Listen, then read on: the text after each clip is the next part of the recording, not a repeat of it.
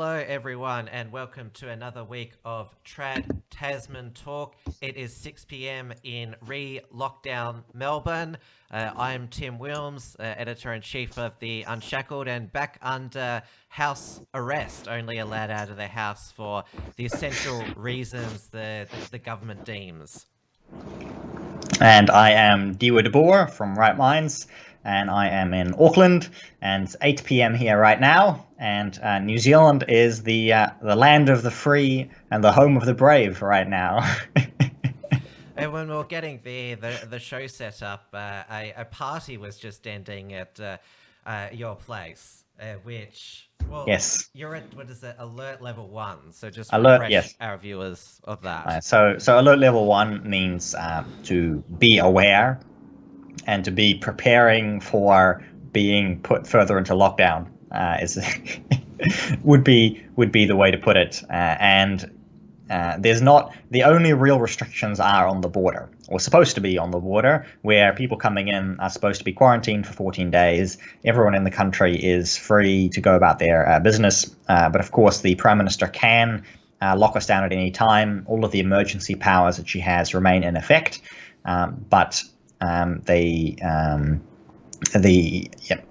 Other than the new arrivals being put into isolation, there's nothing else to worry about in New Zealand at the moment. Now we are broadcasting live on both the Unshackled's YouTube channel and Right Minds YouTube channel, so say hello in the live chat. People are slowly coming in, and of course in the Unshackled YouTube channel is monetized, so you can directly send a super chat in that live chat by pressing the dollar button, typing in your message and amount, and we'll read it out on the air.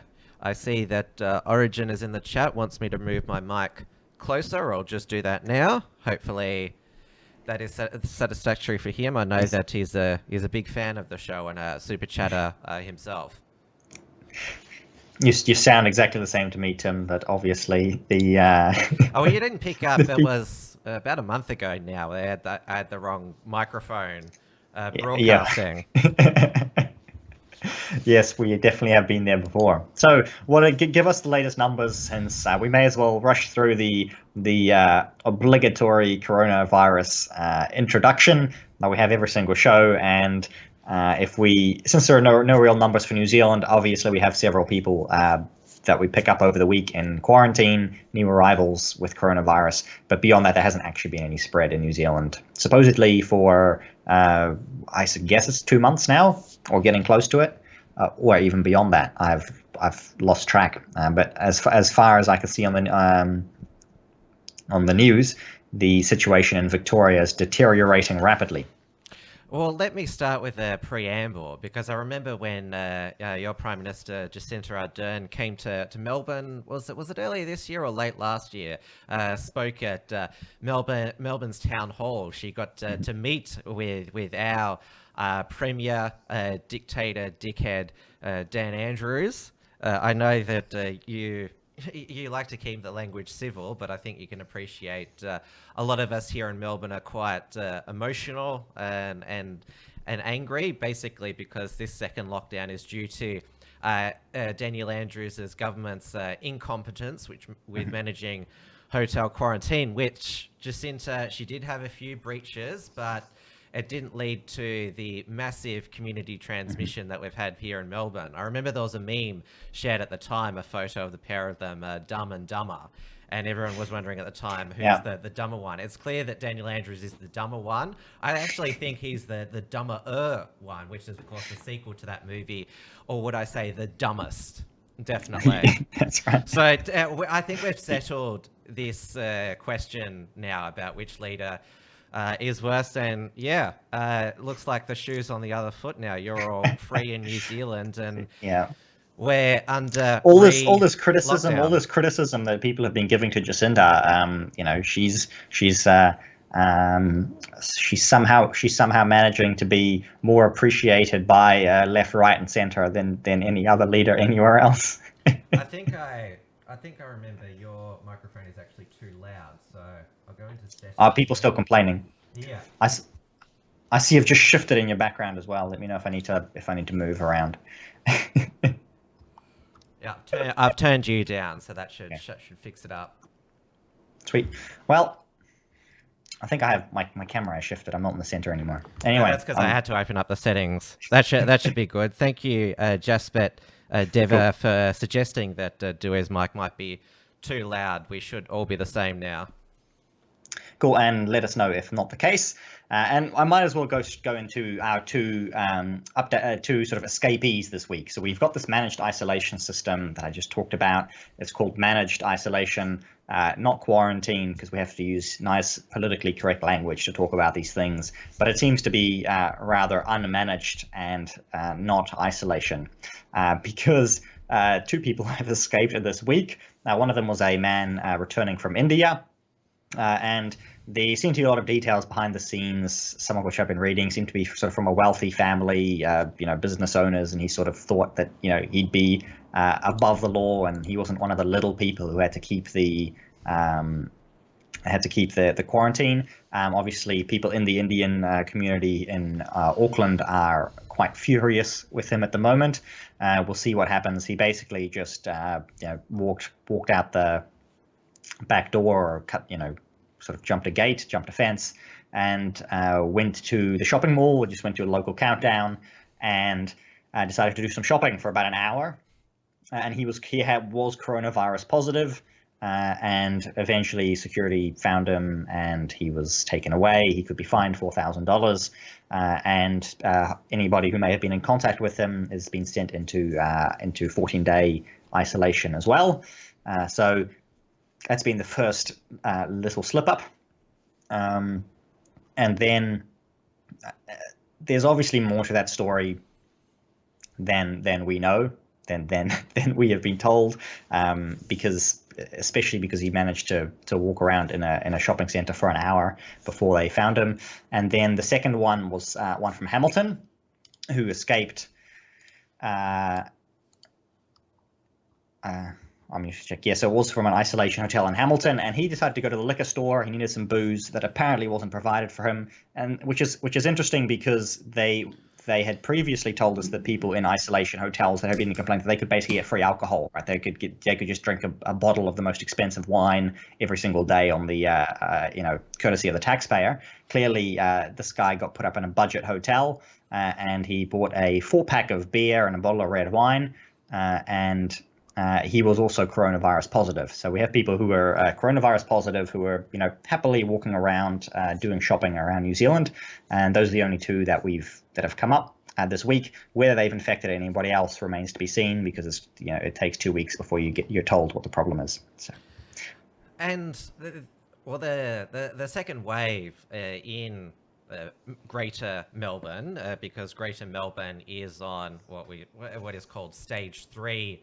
Restrictions now, where you're only allowed to leave the house for 4 essential regions, but regional Victoria are still at stage 2 restrictions. But it's because, well, as I mentioned, the bungling or the bonking in Melbourne's hotel. Yeah, we're not quarantine. quite getting that bad in our quarantine hotels yet. But this is it's the reason, because there was a stage where New Zealand was COVID free, and both Australia and New Zealand told residents and citizens to get home late March, and we still have these return travellers. And you were told back in March to get back, and they're still flying in. They're the highest risk people, and the situation in Victoria, the rest of the community of Victoria was barricaded up except the front door, and that's how the virus has got absolutely. back in. And that's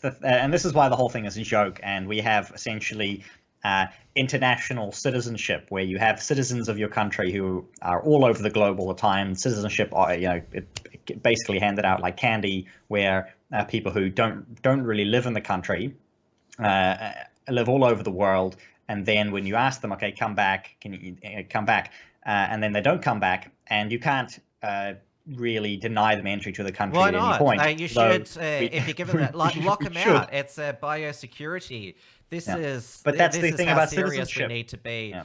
Now, well, if they take it to court, the courts are clogged at the moment. So they find they Yeah, can yeah, take. yeah. Well, we don't even know where all these fines and lockdowns are actually lawful at all. That's the thing. So why not? Yeah. If it's ruled unlawful by the federal court or high court later on, so be it. But at least in the interim, it would have kept the nation safe. And locking them out, I think that's a. There's a there's a They there's a may feel. there's a British, I believe it was a sort of a British commentator who talks about the somewheres and the anywheres, and I forget his name at the moment. Somebody's going to let me know in the chat. And he talks about the somewheres and the anywheres, and the anywheres are basically the ones who live here, and they're the ones who get locked up and you know, take the full brunt of this. And then the anywheres, the people who can travel around, and they're basically the globalists. They are the ones who can keep traveling and have to. Okay, well you know, I can live anywhere in the world, and now's my time. Now I want to come back, and I get to, you know, and I get to come back to wherever I have citizenship. We have dual citizenship in many cases. The reason these people are overseas probably is because they have dual citizenship and they can live in other places and so on. And now we are in a clear case where all of this is a really bad idea, and whether anything is going to happen will remain to be seen. And all of it, again, is a huge expense to the taxpayers as well. There's a few cases we have here in New Zealand where people have to pay for it themselves, but generally, if you come back, it's not just that you're allowed to come back, but you're managed isolation, and it's just been said by one of our Labour ministers today, oh, it's not prison. Well, that was the point of quarantine. This is what quarantine was invented, was basically it was prison, and you were basically had to say, okay, I'm going to come into... It's not a new concept. Exactly. It's been around for hundreds of years, if not thousands of years in some places, at the very least hundreds of years. And you were essentially arrested, right? That was basically, okay, you can come here, but you stay locked up for 40 days, was where quarantine comes from. And that's what people used to have to do during times of plague if they were traveling around. And that is something that they're trying to implement today but it has to be the discount version, because it will the people who are more mobile are the ones who get to have their way, because they hold a lot of the power. And this is why, partly why the UK and US infection and death rate has been so high.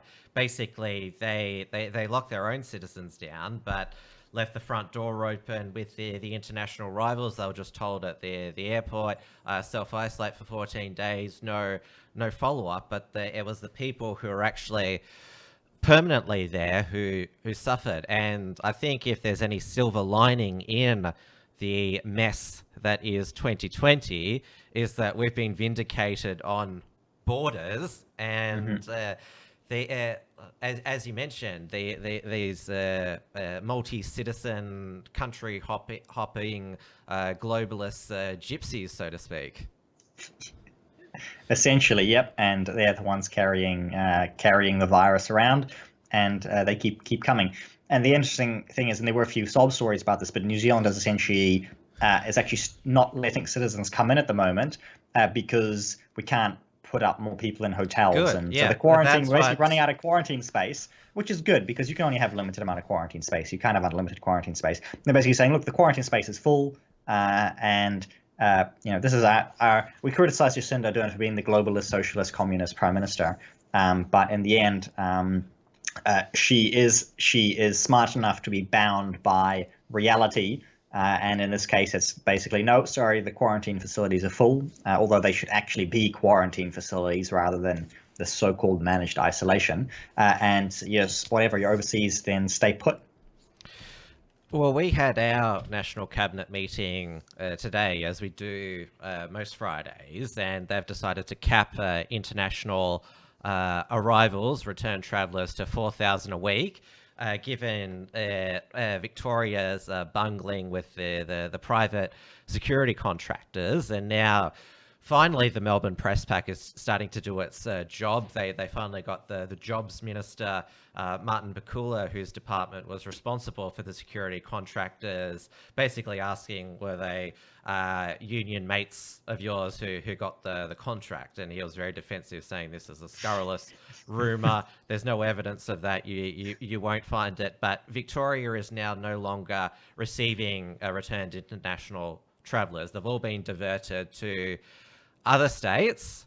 New South Wales announced today that you'll have to pay your own way for hotel quarantine now. The free ride should have ended long ago. And of course, Victoria has now been cut off from the rest of Australia now with hard border closures. Queensland reopened its border with New South Wales, Northern Territory, South Australia today to everyone. Except Victorians. And so I'm not sure if you're familiar with the Nuke Melbourne memes that are shared by a lot of alt-righters. I've seen... Yeah, I remember, this is Lauren Southern in 20... Yeah, now I'm seeing it, yeah. Now 18? Now basically political moderates are sharing it now. And this is how out of control the situation is getting. 288 new cases were announced today. That's the highest for any state and territory during the pandemic in Australia. Maybe Nuke Melbourne will actually be like a public health advice proposal. You just sort of wonder, because it just keeps getting worse and worse. And we had of course, we've had all week Daniel Andrews, the police commissioner, Shane Patton, of course, threatening us all with fines, and because it goes for 6 weeks, this re-lockdown. It's like, if people aren't doing the right thing, it might go for longer. You know, you've all got your part to play, and basically back to, well, not just dictator Dan, but principal Dan talking to us like we're children. Yeah. No, you serve us. You don't tell us what to do. And he got it. You should know that you don't control your government anymore, Tim. It hasn't been like that for a long time. But we talked about this last week, and that it's no accident that it's Melbourne and in some other countries that have had this so-called second wave as well. Usually, it's been for specific unsavory reasons of talking about I said last week, basically the hotel fornicators in Melbourne, and South Korea was the first of the lot here, which had a similar case as well, which was obviously people going around and infecting others in nightclubs and so on. So that's this seems to be the type of activity that seems to be is where the virus seems to strike.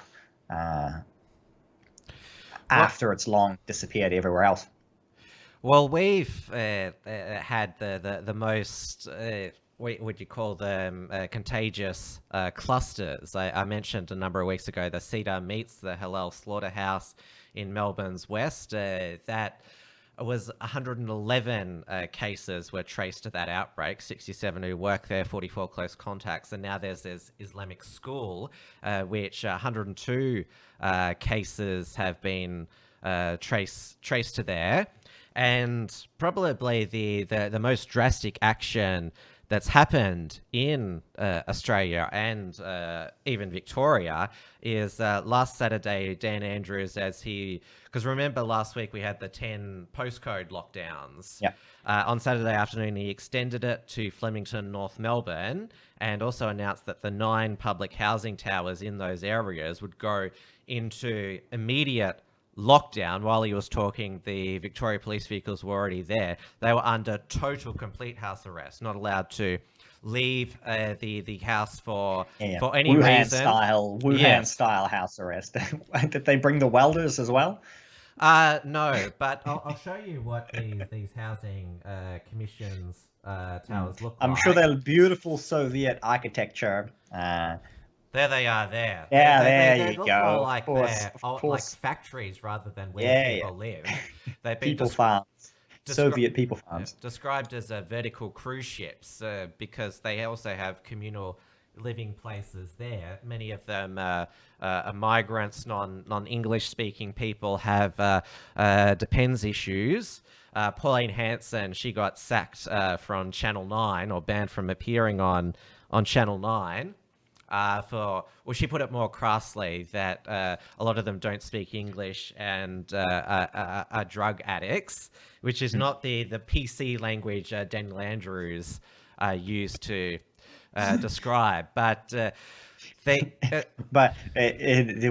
had an MP here as well, who's now a former MP, and we're going to talk about him later for a different reason. But last week he came up in our discussions, and Hamish Walker, a National Party MP, who complained that people were coming from several countries, and basically talking about the not nice countries,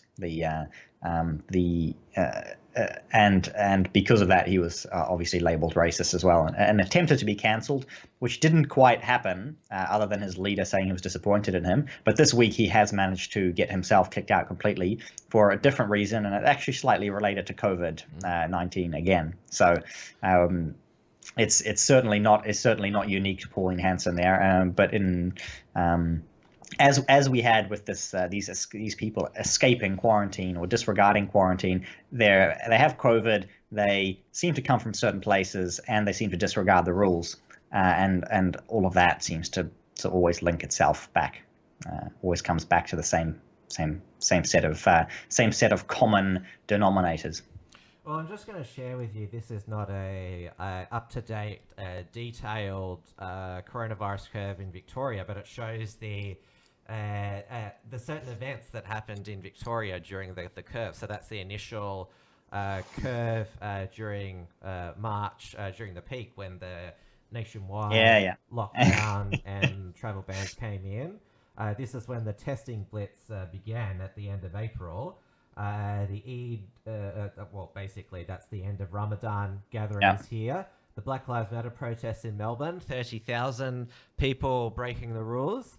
Then you see the curve spike and spike and spike, and 288 today. Yeah. So, and that's that answers your question, which we talked about 2 weeks ago. Well, more than 2 weeks ago now, obviously, about what was going to happen. But you won't find that that's not something that will be mentioned at all. I'm guessing there's no reference to the BLM protests in the coverage of the current spike in Victoria. Or is there? Is it something the media is discussing? I hear they're starting to do their job. He was asked about it, Daniel Andrews, and he said, look, it was just impractical to arrest 10,000 plus people, but it's somehow practical to lock up 3,000 people in public housing towers. Many of them are black themselves. What about their black lives? They were, the people on the street were. And there were cases traced to that Black Lives Matter rallies, and they infected other people. There was one who worked at an H&M Williams store in Melbourne's West and got that shut down, infected other people. So it's clear that they were campaigning for better treatment for black people. But what did they do? They got black people singled out who lived in those towers. As we said at the time, wasn't about black lives, because obviously if they cared about black lives, then you would not be out in protest in the middle of this deadly virus. And now lots of black people are going to die because of the virus. And so I don't black think lives going to be, don't really matter to them. And that's what we said. That's what I said at the beginning. It's not. Yeah, the lockdown lovies, they became the BLM protesters, defund the police. Now they're lockdown lovies again. I don't think they want the police defunded now because they want everyone to stay under house arrest. As long as it's not them, right? As long as the police come for anybody else but them, and then when they feel like their interests may be targeted by the police, then it's defund the police because the activity they're involved in is criminal. And then suddenly, when it's something that they really love very much, then suddenly the police are really important to them. Yeah. Because the Victoria Police have been busy. It's called a ring of steel around the Melbourne Metro with Checkpoint Charlies. on the fringes of Melbourne's urban areas, asking people why they're going into regional Victoria. In regional Victoria, you can still go to the pub, still can leave the house The most for important thing, of course. any reasons that you want, but you are still trapped in Victoria. You're still a Victorian. Scott Morrison, he tried to. It was his press conference. Was it yesterday? You said we're all Melburnians now. We're all Victorians now. I think the rest of Australia were like, nah, we're not. Yeah, and you have to laugh at these things because they are funny. Yeah, you obviously not funny for Tim, who's now welded into his house for the next 6 weeks, but funny for the rest of us. As is the case with a lot of humor, it's to get out of the glum and darkness and, well, now sadness of day-to-day life in Melbourne. It's our humor that keeps us going. That's why it is funny to laugh at tragic and difficult things. Because that's how. How well is this going to be followed? Now, people have obviously seen that the restrictions previously, when they were flouted and en masse, they were ignored. People were just allowed to do that. Are people going to be taking the 6 weeks seriously? Is it actually going to go for 6 weeks? Is the general vibe that people are actually going to listen, or are people just so sick and tired of it they say, whatever, I'm not, At least behind closed doors, people are just ignoring things. They're just seeing what they can get away with simply because they know that it's not evenly applied. Well, they know it's a farce. The calls to the snitch line, they've been flooding in the past couple of days. And probably that's how you could tell. The more calls to the snitch line, the less will be done about it, really, because there's nothing that the volume is too high, which is actually a good thing. But the pubs, cafes, and restaurants, they've had to close and go back to takeaway. But Tuesday and Wednesday nights, they were all booked out.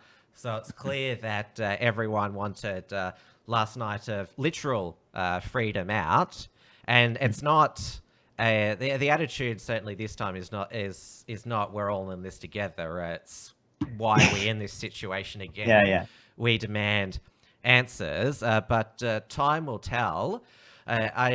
I noticed that the Greens, they were demanding with the, I guess you'd call it level 5 lockdown of those 9 public housing commission towers. 8 were released on Thursday evening. 1 is still under lockdown. Greens leader Adam Bandt, I think he's a advocate of what he would call compassionate communism. He wanted social workers and health workers to be there, not police. But he's called for a harder lockdown, like the restrictions that froze New Zealand, so Australia can try to eliminate the coronavirus. Because, of course, takeaway. Yeah, the key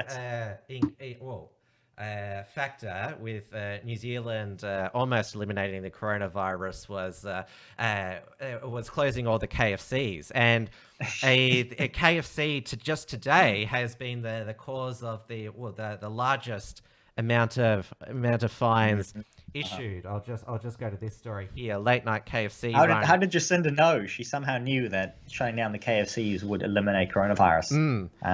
And we did have in Melbourne a few McDonald's have to shut as well. This was a while back now due to coronavirus employees there getting coronavirus, and I think they were actually delivery drivers. So yes, she was right all along. It's the McDonald's and KFC. Yeah, so late night KFC run in Melbourne sees 16 people fined for lockdown breach costing $26,000. None of which may eventually hold up in court. Yeah, so this is Police Commissioner Shane Patton. We had ambos who were at a KFC at Dandenong while they were getting something to eat, and they saw 2 people in there, and they were ordering 20 meals at 1:30 this morning. Police were called and given the registration of the car, which traced and led the officers to a nearby townhouse. When we went in, there were 2 people asleep, but there were 16 others out the back, and they had just got their KFC meals at a birthday party. That is ridiculous. That type of behavior at an expensive night when you think when you think apart from the KFC, we've issued 16 infringements at that amount. That is $26,000 that for that birthday party is costing them. So they were finger licking fines, is what people are saying.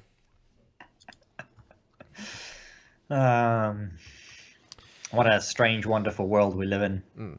So that was in Dandenong, which is the city of Dandenong is next to, well, it's not far from my city of Frankston. It neighbours the city of Casey, which was one of the initial coronavirus local government area hotspots. But its numbers have stabilised. It's still in the teens, though I am still waiting on the daily figures from the Department of Health and Human Services website. But these only include cases which they have traced, that are not under investigation, because the cases under investigation keep rising and rising every day, which is why people believe that the state government has lost control. They've got to make us under house arrest, not just with law enforcement, but also trace who's got the coronavirus as well. They're now fighting a battle on two fronts, both in law enforcement and public health. So it's just we despair, and it basically it's all the flaws and patronage and waste of the Victorian Labor government. Let's not forget the alleged corruption expose on 60 Minutes a couple of weeks back with that power broker who was using taxpayer-funded staffers to branch stack. We haven't forgotten that, but it's a lot of that. It's out of the news cycle, but that gives you a glimpse about a government that's more focused on itself and its mates and internal things rather than the people of Victoria. Absolutely the case. So, you still had to go to the shops, or? Supermarkets are open. Okay, liquor stores, KFC, obviously. Do you have to wear a mask? Well, there's been a real media push for the public health authorities to advise to wear masks. We're told that the advice of the AHPC, the federal government health advice, has not changed on masks. This was put up on the Department of Health and Human Services website, the Victorian one, this afternoon. If you live in metropolitan Melbourne or Mitchellshire, it is recommended that you wear a cloth mask when leaving your home for one of the 4 essential regions if it is going to be difficult for you to maintain 1.5 metres between you and yourself and others. And of course, this has been twisted by the mainstream media to say you must wear a mask when you're out. No, this is if you can't socially distance, and it's advice, recommendation. It is not a mandate. But of course, the media, they're musketeers, as we'd call them now. They're loving wear the mask. So I expect to see a lot of local journalists in Melbourne wearing the masks now, because remember all the White House press corps, they all had their masks. With their mask, and then when the cameras are off, the masks disappear, or they've got the guy in the mask with the suit, and then you see the picture that somebody's taken, and the cameraman is just standing. The same with the congressional Democrats, Nancy Pelosi and Chuck Schumer with their masks. Ah, what a joke. Well, we here in New Zealand, the final little bit of coronavirus related news brings us straight into the middle of essentially what are election happenings here in New Zealand, because we're less than 3 months away from the election now, down to nearly 10 weeks. Or maybe already at 10 weeks. I lose track. The days start to move very, very quickly when you're involved in something like this. And the national MP that I mentioned last week, Hamish Walker, he's actually now resigned this week, and this is because he leaked the private details. Or because it's so close to the election. Retired. So but he did officially. resign his selection. So he had been selected as a candidate for the Southland electorate, and he voluntarily deselected himself. So that had to involve a resignation. There is another retirement that I'll talk about later, but he had received personal details from people who were in quarantine, people who were tested positive for coronavirus recently, who had just come back from overseas, and he'd been sent that details by the former National Party president, Michelle Boag. I actually have no idea how to say her name out loud. I'm going to go with Boag, and she is had to resign as the CEO of the helicopter trust that she was running. She's facing an inquiry, possible charges as well. It's still not clear how she got that information or how she passed it on. The company that she worked for said it wasn't through us. We didn't have this information. And she passed it on to at least one other MP as well, who quickly deleted the emails. She has even resigned her party membership now. So this is a former party president who's had to resign her membership of the party. And that the MP who released the information, who she dragged down with her, is gone as well. And he was in basically one of the safest seats in the country, Southland, which was formerly held by Bill English. It's a very safe seat. The polling for the National Party is still not looking that great, and it's probably not going to be any better after a week of scandal. So it will be interesting to see who tries to fill that seat, because they will have to move very, very quickly to find a candidate, and there are a lot of people who will be very keen on having a safe seat in Parliament. Just like that, they lost an MP, they lost a high-profile member. And then today there was some more news that another MP was retiring, and that is Jing Yang. And he is famous for being the spy trainer, or he taught English to spies. He was he was an intelligence officer in the People's Liberation Army. He was a member of the Communist Party, although he said he was formerly a member of the Communist Party, but people have pointed to the constitution of the Communist Party to say that your membership is for life. You swear to do everything in the best interest of the party for the rest of your life. And so if you have left the party, you leave it in name only, but you still have to, at least they take that kind of, they take themselves very seriously. Sounds like another ideology. Yeah, exactly.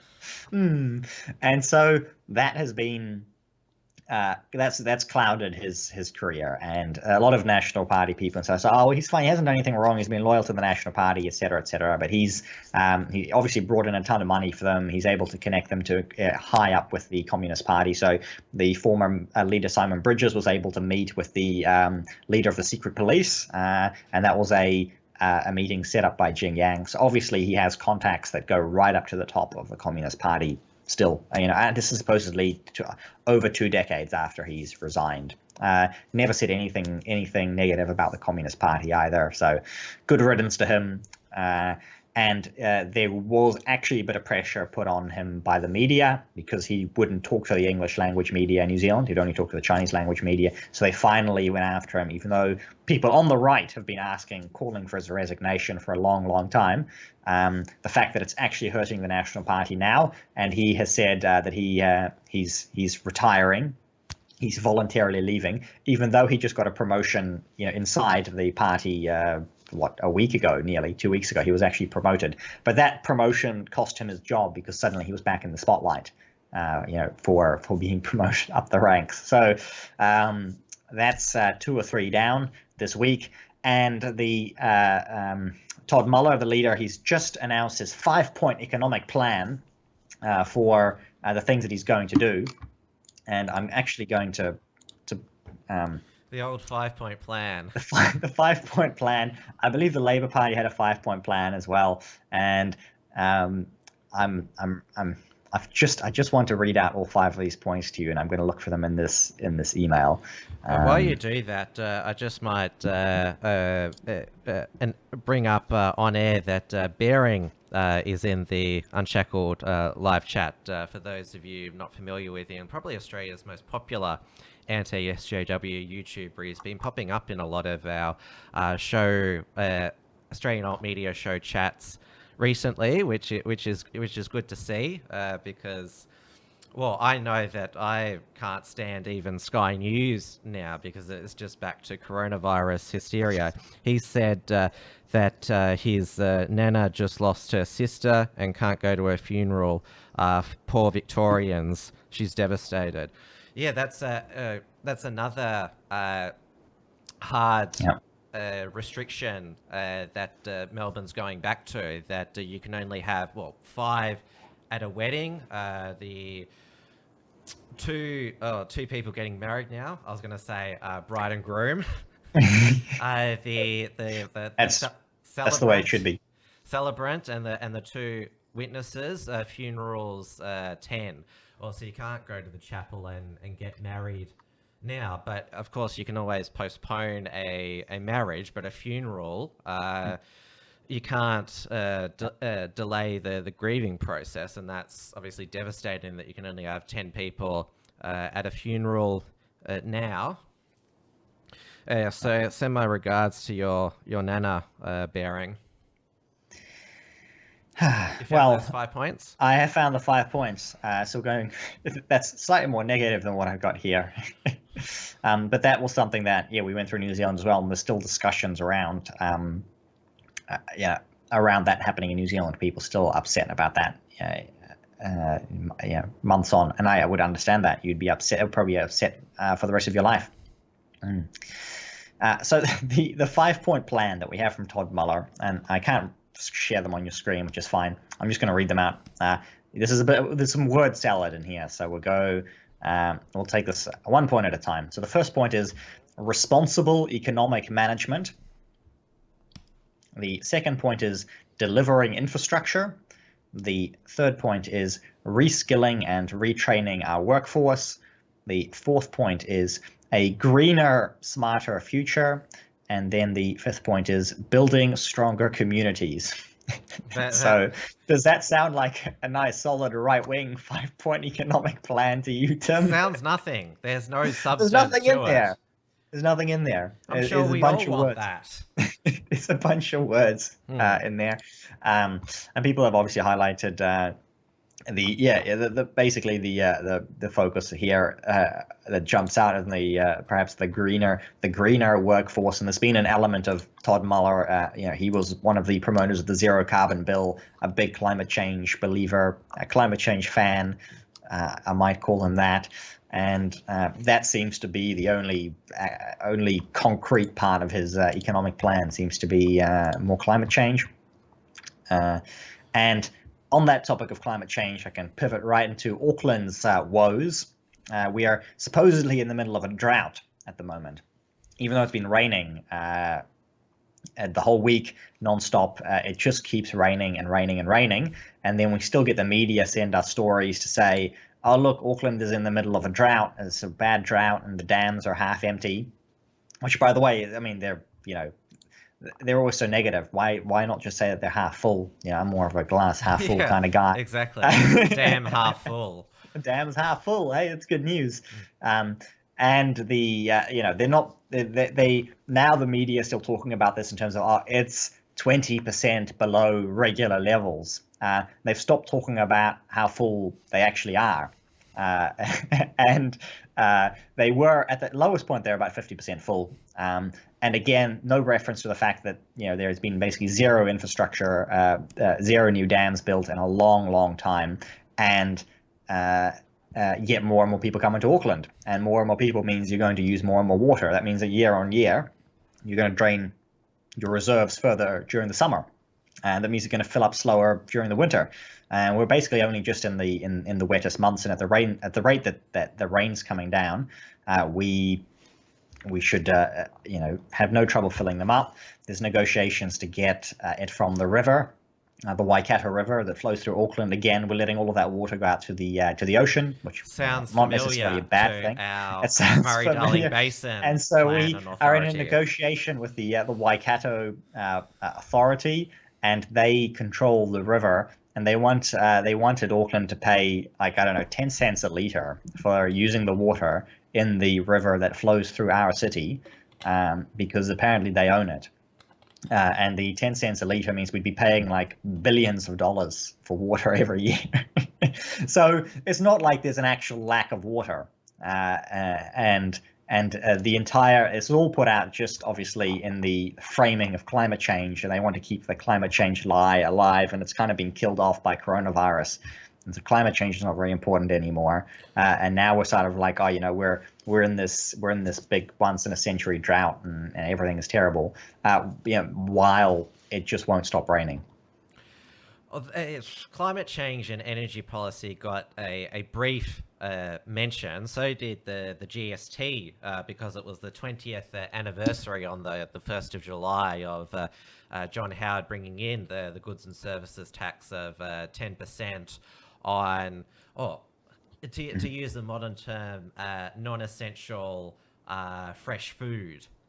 And so there's a lot of talk now about whether the GST base should be broadened. It should go up to 15%, so there's more stable revenue to the states, who, even though the federal government collects it, it gets distributed to the states, but of course it's not equal. WA, Western Australia, always gets screwed over with the GST that they get back, but that was when, well, the first wave looked like it was what we thought was the end of the pandemic in Australia. But yeah, straight back to the discussion is now back to the budget situation and what welfare is needed, because the JobKeeper scheme, business and wage subsidy, that's due to expire in September. And so Labor opposition federal, they're not talking about climate change.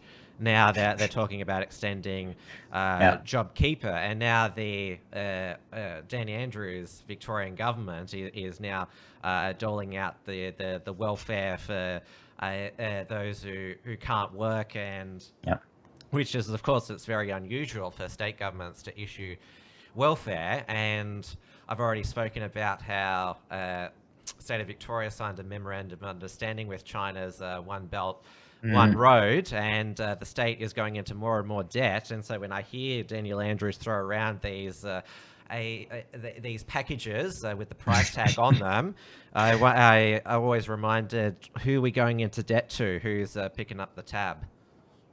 Absolutely, and that's a topic we can come right back to. I've just seen two little updates here. Somebody sent me a message about the dams, saying that they can now confirm the dam in their area is 100% full as it normally is. And the story that I've got here was from a couple of days ago, and I've just matched up what the dam. They said that particular dam was 20. Hold on. It was about 20% below the current levels. That was a couple of days ago. And since it's continually rained until then, I think that basically the reporting on the story was a couple of days early, and they knew all the rain was coming, and the rain just came a week later this year. And the dams are now full, and I suspect that this story will not be making a comeback next week. So nice try, but no cigar. I should have mentioned another non-coronavirus event in Australian politics, the Eden Monaro by-election last Saturday. The Uncockables did a special Eden Monaro by-election night live stream. It's described as a bellwether seat. It's in the southeast of New South Wales, around the ACT. It was an electorate that was devastated by the bushfires and also the drought because of the Murray-Darling Basin mismanagement. So those were the two issues that dominated the by-election. The current Labor member, Mike Kelly, retired for health reasons. Labor hung on. Their candidate, Christy McBain, She retained the seat for Labor. There was a swing against the Labor Party, but federal Labor leader Anthony Albanese, he avoided the humiliation of being the first opposition to lose a by-election to the government in 100 years. So it's back to the status quo. But of course, the gender quota, the seat is now for the first time represented by a woman.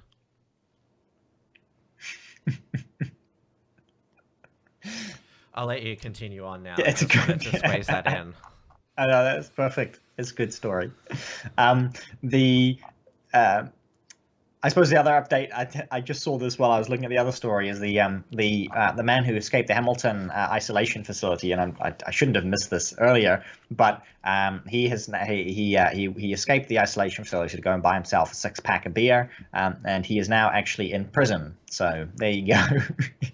Do you want? So they move fast sometimes when they have to. Do you want me to go through Australia's quarantine escapee doofus of the week? Yeah. Quickly, we go. I think we got just enough time. Yeah, because I mentioned it on the Uncockables last night, but I'm sure those who haven't seen it and those who have seen it will still want to see it. This is Sarah Liberty. She'd returned from Paris, was up at the Marriott Hotel in Sydney. She escaped from hotel quarantine because she wanted some fresh air, and you can see her on the screen there. Sarah Liberty describes herself online as a social entrepreneur, writer, podcaster, human rights academic advocate for intersectional feminism. She looks like a bit of a thinner Clem Ford there, and she's also an aspiring Greens candidate. And of course, she lives in Potts Point, which is in leafy inner eastern Sydney. And yeah, nice. Let's go back to the topic of One Belt, One Road, New Zealand. And before I introduce these tangents, which you said Victoria signed on to, New Zealand was actually the first to sign on to One Belt, One Road. And we have been nearly kicked out of the Five Eyes, or we're on the verge of being kicked out of the Five Eyes because I described the eye as being blinded, but it sounds with this week with your definitely not CCP agent, National Party MP retiring. It sounds like that the New Zealand eye might be a bit more wide open now. Yes, and Winston Peters, the foreign minister and deputy prime minister, has also been sort of forced to give kind of a half-hearted statement on Hong Kong as well, to say that we sort of are trying to slowly align ourselves with the other Four Eyes again. It's not going to be very quick, I think. So there are several of the smaller parties calling for a proper statement to be issued that's in line with Australia's statements as well. And the recent changes, the recent forcing in of the security forces into Hong Kong have sort of tipped the scales a little bit. And the CCP have sort of pushed a little bit too far at this point, where at least Australia, I believe Canada and Australia were the first to issue statements. Yes. And to actually start saying that they were going to review extradition treaties. We've suspended our extradition treaty now. That's what Scott Morrison had announced on Thursday. And also the 10,000 Hong Kong citizens who are currently in Australia, whatever visa they're on, they get to stay in Australia for 5 years under a protection visa. Which is, there's been talk about a special intake of Hong Kong refugees. The UK is talking about it, but people such as myself, XYZ, and those on the Uncockables have rightfully pointed out, what about the South African farmers who are still being hunted down, brutally attacked and murdered? The Boers in South Africa, it's still happening just because it's not in the news. Mm-hmm. And the Avi Yemeni did a good video on that as well, and it's something that I hope hopefully a few more people in New Zealand will call for, but definitely I would as well. So hey, look, if we if we're taking refugees, both of these are former Commonwealth countries in Hong Kong and South Africa, and we should definitely be giving a little bit more help there where we can. Obviously, if we're taking in people, why not take them in? And there's no movement on there from our own governments. But I actually saw last week, since I follow this a little bit closely, I suppose having Katie Hopkins escape to Parler has been helpful, because I never used to follow much of her before on Twitter, because I would never go on Twitter. Really, I think brought a re-attention to what the continued slaughter, white genocide, which is going in South Africa. Given I agree that people are following her more now that she's on Parler, given that she was the big name to go there, and I'm glad that she's using that new platform to re-highlight this issue. And even before she was banned, I saw the DA in the Democratic Alliance, the largest opposition party in South Africa, actually issued a statement, this was a week or two ago, saying that this was an issue that they recognized, which is probably the first time that they've actually made a statement on that, to say that the farm attacks are a serious issue. So there is more pressure internally there as well now to recognize the brutality that's going on. That's at the very least being simply ignored by the government, if not, as many people are alleging, essentially encouraged. And we should reiterate, your surname is De Boer, but your family doesn't reign from South Africa. No. Well, because it means it's Dutch for farmer, and obviously there were Dutch farmers who moved to South Africa in the 1600s. And that's where the name comes from. And I believe, although somebody could correct me, I think even because there were a lot of French Huguenots, there were Germans, even some English, but mostly I believe it was Dutch, French, and Germans who moved there. And I'm not sure if they're all known as Boers, or if it's just specifically those of Dutch ancestry, because I know there's a lot of British, especially Cape Town area, a lot of British ancestry, and I don't think they necessarily refer to them themselves in that way. But I haven't really discussed that with somebody who's from South Africa, so would be an interesting discussion to have with somebody at some point. I suppose we should basically wrap up. I've got a couple of minutes left, though, so I've been trying to get the figures, the LGA figures for Victoria during the show. They're still not up, but I'll look at today's Federal Department of Health infographic. So even you can see there the national curve there going up rapidly now, but still only 10 in intensive care, 45 admitted to hospital. Look at that positive rate, nearly 3 million tests done, 0.3% positive rate. Victoria, which obviously now has the most testing, still has 0.3% positive rate. And now even Daniel Andrews is admitting, he's got the same line as Trump, that if you test more people, you're going to get more positives.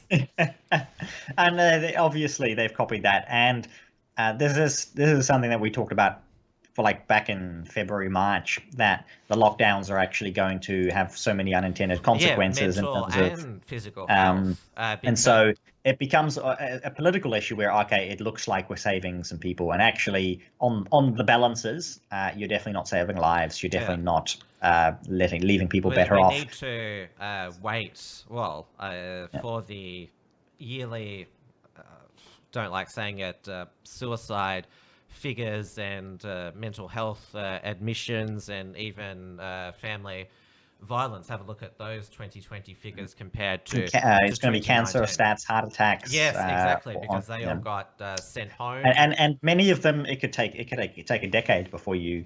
And you could probably never truly get the full extent of the damage.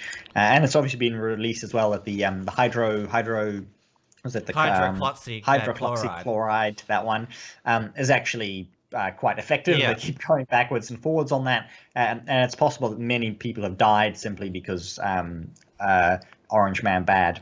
And so, the whole thing is a farce. And of course, the justification for the first lockdown is because we didn't know how this virus, all about it, because of course it was made in China, and of course they were very secretive about it, and so the lockdown was to flatten the curve, and so our ICU and hospitals weren't overwhelmed. That didn't happen the first time, so and we know more about the virus now, so why are we going to re-lockdown when Flatten the curve. the hospitals are not overflowing and are not going to overflow, even though, at least in Victoria, this is the highest day of daily infection. And I've put it out there before. Maybe we are reaching the herd immunity, and of course, we've had 0 deaths in Victoria from the seasonal flu, where nationwide last year in Australia 900, and I've been quite open that I got the flu. So did David Hiscock from XYZ, Maddie Rose, Blake Cottrell, Neil Erickson, Senator Slayer, who's in the chat. We all got the flu, which shows that that shows that the normal flu is really contagious, just like this is as well. Of course, it's not the same as the flu; it's different, but it's definitely not as deadly as lethal. Still only 106 deaths in Australia from COVID-19. Yeah. Well, we shall see where this goes eventually. But yeah, it's hugely sort of this. It's media, social media, political control, popularity ratings, and there's some very strange things going on in the world at the moment. Yeah, we shall see, because Dan Andrews, he's had good approval ratings. We shall see where they go. He's not up for election until November 2022. Yeah, but it'll be hard to for instance, why is it again? I suppose I could quickly address it. Why did they do this again, even though there's no scientific reason behind it? And they sort of admitted it near the end of the first one, is we have to say it's bad. We have to overstate it so that people believe that it's actually bad, and we have to implement these rules so that people will genuinely believe it's serious. That was something that some of your health officials publicly stated. And now, because people have been programmed to think about COVID in this way, then they have to do the same thing again, because otherwise it's essentially too difficult, too much effort into reprogramming people that they have to do the same thing again, even though there's no basis for it. There's no scientific basis, no rational basis. There's no medical or moral basis for doing any of this, but it's purely done because this is the expectation that people have. And it will, the fact that it will likely affect hyped it up. They've already hyped it up, and it will likely affect the approval ratings worse if they were to try and do something different. So my personal position is that we should just say, I wasn't a fan of it in the beginning, the Swedish approach, but that's what Victoria should do now. But all the national cabinet, state and territories, they've been so adamant about this suppression strategy that, and you know how politicians, how difficult it is for them to do black flips. They can't really do that now. I will just go. I'm not going to be able to get the LGA figures before the end of the show, but this is it, as I already said, 288 cases last 24 hours, 1 million tests. 1,172 active cases and 22 lives lost. Daniel Andrews, he said about the second lockdown, this is not about being popular. Oh, you sure got that right. But there is definitely one really popular state premier at the moment, the Labor Premier of WA, Mark McGowan. He did that hard border closure at the beginning. He did go hard in terms of surveillance with the drones, but he's continued to keep the state COVID free. The only cases are in hotel quarantine, and that hasn't. They're tightly contained the front door. And of course, I mentioned the 3-step framework out of the COVID Safe Australia. WA, they're now at level 4. They've created their own level 4 COVID safe, and now they're thinking of going to level 5, which means all social distancing restrictions are dropped. There's even talk that the upcoming AFL WA derby at Optus Stadium, which holds 60,000, it can be a sellout 60,000 crowd. That's another thing. AFL is not played in Victoria anymore. They've all fled. We talked about this last week as well. So the little travel bubbles, and the sports must go on. The sports must go on. And he's got a 90% approval rating. He's up for election in March next year. The state economy is completely reopened now. he just doesn't have a 90% approval rating. The hard border does as well. He has basically managed it perfectly. Well, showed that actually, well, not just having a border, but properly managing it is what's done. Even though he's Labor, he's not a communist, and the WA economy, everyone is back to work. Everyone can go, even nightclubs now. They could be dancing on the dance floor again. Yeah. Well, we shall wrap up the show with that, and perhaps we will have an open open border with WA and New Zealand. Who knows? What is it? Forget the rest of Australia. Overpass Trans-Tasman bubble. Yeah, exactly. All right, thanks. I see the chat. Somebody has cottoned onto this, saying that I've been. And I'll read this out, even though it's not a super chat, from Dr. Foster, saying, poor Dieuwe wants to get to his next gen. It's 15 minutes since he tried to wind up the show, but Tim is keeping it going and going. My glass is empty. Well, because after I get off air, I've got to face stupid reality again. I know this is your 1 hour of social time, and now you've got to wait for another few days and before you get to see anybody again. Yeah, it's Victoria Bitter is the drink of the taste state at the moment. Thanks for reminding me. I've got a lot of limes in my that I got from a friend. Victorians are bitter at the Well, on your behalf, I'm going to have another gin with extra lime after we're done here. So thank you everyone for watching. If you'd like to get more of me, you can find it on rightminds.nz, although I'm kind of back to no content at the moment. I'm flat out. But you can go to /donate if you'd like to support the website and the other causes to keep them going. You can find me on Parler. I try and put something on Parler every day or two. And there's obviously the Facebook group. And thanks to the BFD as well, who let me embed the stream on their website. So if anybody has come from there, thank you. And that's all of it for me this week, and I'm sure Tim will tell us if he's got a show or two on next week. I'll be back for Wilms Front Monday evening on YouTube and DLive, but back at the original time, 7 p.m. Melbourne time, so Mondays and Wednesdays. And then, of course, weekly on Cuckables, 8:30 p.m. Thursday Melbourne time, and of course, back again next week to see what the absolute state of things are, I think is the term. And of course, you can see, keep up with the latest Unshackled productions and articles at theunshackled.net, and have a good weekend. And if you're in Melbourne, stay safe, not just from the coronavirus, but from the corona cops. Absolutely. Stay safe, stay free. Good night.